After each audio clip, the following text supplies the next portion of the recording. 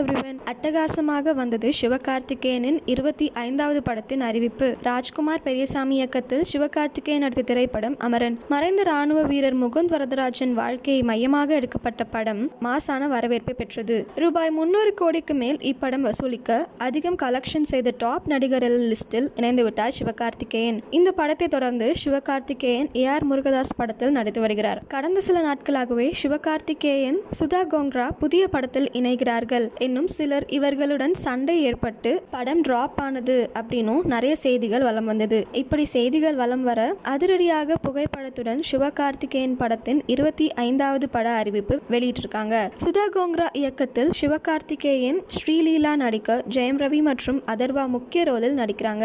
படத்தின் பூஜை போது எடுக்கப்பட்ட புகைப்படத்தை வெளியிட்டு ட்ரான் பிக்சர்ஸ் தயாரிப்பு நிறுவனம் தங்களது ட்விட்டரில் தகவலை வெளியிட்டுள்ளனர். அமரன் படத்துக்கு அப்புறம் சிவகார்த்திகேயனுக்கு ரொம்பவே ஃபேன்ஸ் அதிகமாயிட்டாங்க.